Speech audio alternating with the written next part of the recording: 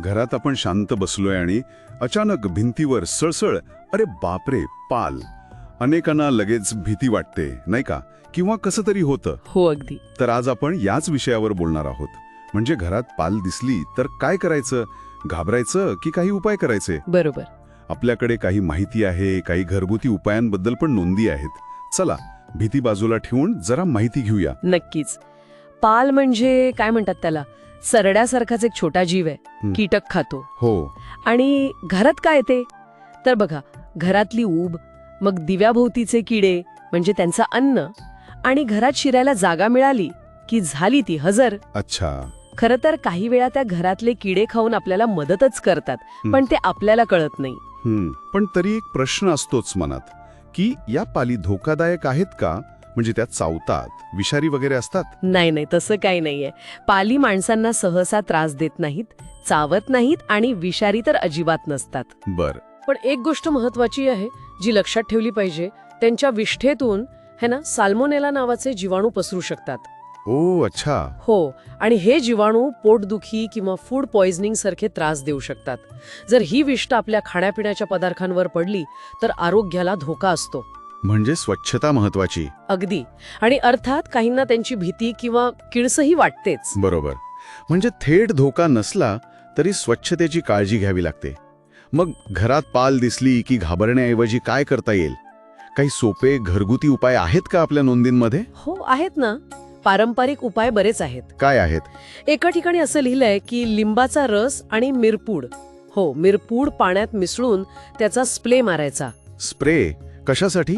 त्याच्या उग्र वासाने पाल दूर जाते असं म्हणतात. अच्छा. आणि ते अंड्याच्या सालींचं काय? ते पण ऐकलंय मी. हो, त्याचाही उल्लेख आहे. अंड्याच्या रिकाम्या साली ठेवल्या की त्याच्या वासानी पालींना काहीतरी वेगळं वाटतं, असुरक्षित वाटतं म्हणे.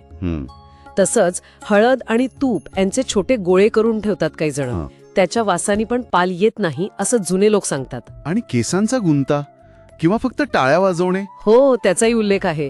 केसांचा गुंता ठेवणे किंवा जोरात टाळ्या वाजून आवाज करणे असेही उपाय सांगितले जातात. पण हे खरंच कामी येतात का?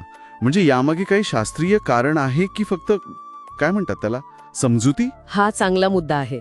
खरं सांगायचं तर या पारंपरिक उपायांना फारसा वैज्ञानिक आधार नाहीये. अच्छा.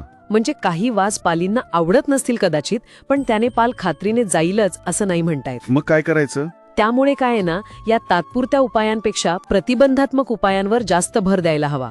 म्हणजे प्रिव्हेन्शन. ते जास्त महत्वाचं. हो. घराच्या देखभालीबद्दलच्या काही लेखांमध्ये हेच सांगितलंय. पालींना घरात यायला संधीच देऊ नका. म्हणजे कसं? खिडक्या, दारं यांना बारीक जाळ्या बसवा. भिंतींमध्ये, दारा-खिडक्यांच्या फटींमध्ये जर भेगा असतील तर त्या बुजवून टाका. बरोबर आहे. आणि सगळ्यात महत्वाचं, रात्री दिव्याजवळ किडे जमतात ना, ते कमी झाले पाहिजेत. कारण किडेच पालींना घरात ओढून आणतात. हे महत्वाचं आहे. किडे नसले की पाली पण येणार नाहीत. अगदी.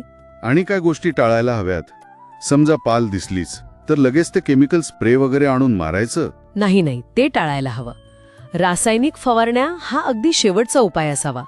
कारण ते घरातल्या माणसांसाठी, लहान मुलांसाठी, पाळीव प्राण्यांसाठी पण धोकादायक ठरू शकतं. बरोबर आहे. आणि दुसरी गोष्ट, पालींना मारणं पण टाळावं. त्या निसर्गातलं कीटक नियंत्रण करतात, अन्नसाखळीचा भाग आहेत त्या. हो ना. उगाच भीती बाळगण्यापेक्षा त्यांची विष्ठा आपल्या अन्नापासून दूर कशी राहील यावर लक्ष द्यावं. स्वच्छता ठेवाली. आणि पालींशी संबंधित काही समजुती पण आहेत ना? म्हणजे अंगावर पडली की शुभ की अशुभ वगैरे? हो, खूप आहेत. लोककथांमध्ये किंवा जुन्या समजुतींमध्ये याचा उल्लेख असतोच. पाल अंगावर पडली किंवा तिने आवाज केला की त्याचे चांगले वाईट अर्थ लावले जातात.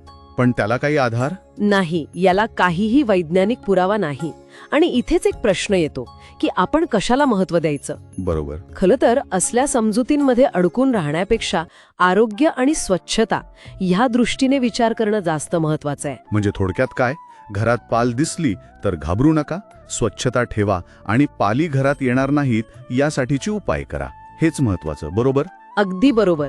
स्वच्छता आणि साधे सोपे प्रतिबंधात्मक उपाय हे पालींना घरापासून दूर ठेवायला पुरेसे आहेत. त्या आपल्या परिसंस्थेचा एक भाग आहेत हे लक्षात घेऊन वागलं पाहिजे. आणि जाता जाता एक विचार येतो मनात. आपल्या घरात किंवा आसपास हे जे लहान जीव वावरतात, पाली किंवा इतर कीटक, त्यांच्यामुळे आपल्याला आपल्या आजूबाजूच्या निसर्गाची, त्या गुंतागुंतीच्या अन्नसाखळीची किती जवळून ओळख होते याचा आपण कधी विचार केलाय का?